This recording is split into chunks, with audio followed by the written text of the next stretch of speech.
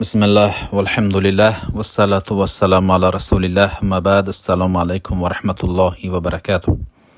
خوش آمدید دوستان به حلقه هفتمین به کتابی شرح اصول اعتقاد اهل السنه والجماعه، شرحی مختصرش که نبذه نبذه برای شما میگذاریم که کتابی امام اللالکائی می باشد که حدیث آمدیم که پیامبر صلی الله علیه و سلم چگونه راهی پیروانشان را با اشاره ها نشان دادند.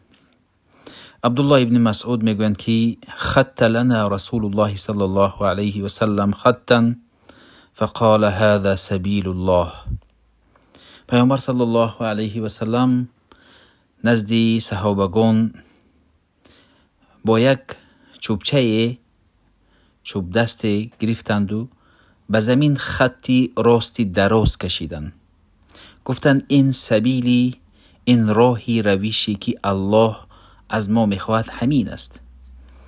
ثم خط فی جانبه خطوطا و ان یمین و شمال. هذا گفتند که هذا سبیل متفرقة على كل سبیل منها الشیطان یدعوه. پیامبر صلی الله علیه و سلم به جانب این خطی راست دیگر خطهای کشیدن که خطهای کوتاه هست و در سر این راه ها شیطان وجود دارد. گفتند که همه این راهی شیطان است. گفتند سپس آیت را خواندند و گفتند و ان هذا صراطی مستقیما فاتبعوه ولا تتبعوا السبل فتفرق بكم عن سبیله.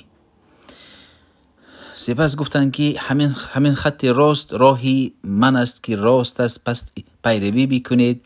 دیگر این خطهای کوتاهی که در سر شیطان است او را پیروی نکنید. شما اگر پیروی کردید شما گروه میشوید و پراکنده میشوید. پیامبر صلی الله علیه و سلم ببینید که چگونه دلسوز بودند به صحابگان و راهی راست راهی همین اسلام می باشد. قرآن سنت را فهمیدن با فهمی پیامبر، با فهم صحابگان، با فهم تابعین، با فهم علماهای ربانی که در هر عصر و مکان وجود داشتند، با فهم آنها که آنها به راهی صحابگان تابعین ها را گرفتند که در زمان صحابگان فهم صحابگان درست بود و فهم تابعین درست بود. خیلی که الله میخواد همچنان بود. عامتا فهم آنها یعنی قرآن سنت را درست میفهمند. بنابر همین وقتی که این خط راست را میبینیم که خط راست این راهی راستی که راهی در این پایبند بودن در هر عصر و زمان و مکان بسیار دشوار است. بنابر همین پیامبر صلی الله علیه و سلم گفتند وقتی که تو یگان فاذا عزمت فتوکل، وقتی که عزم کردی پس توکل کن به الله و عاجزی نکن. در این راه خودت را ناتوان نگیر. واستعین بالله و از الله طلبی یاری بکن. بنابر همین وقتی که این راه را پیش میگیرید یک باره شما هم خودتان اصلاح میشوید هم مردم را اصلاح نمی کنید. زیرا پیامبر صلی الله علیه و سلم در این راهی راست 23 سال کوشش کردند که به این نتیجه آمده رسیدند. حتی ساحر و مجنون و دیوانه گفتند و پیامبر صلی الله علیه و سلم را در جنگ مجروح کردند و تمامی انواع اذیت را دیدند در راه دعوت. بنابر همین پیامبر صلی الله علیه و سلم بر ما در حقیقت راهی نشون دادند که و این راه کوچک هایی که در هر سرش شیطان وجود دارد به صورت اینس، شیطان وجود دارد به صورت خود که جین است، ابلیس است، که ما انسانی که وقتی که یک شخص میبره یک باره مثلا ما نام اسلام رو میگیرد و شما رو به این راه دعوت میکنه، شما گمان میکنید که این اسلام است، اما در حقیقت راه باطل است. برای نجات یافتن از این راه اول اینکه ما اخلاص داشته باشیم، سپس و هر کاری که در این دنیا میکنیم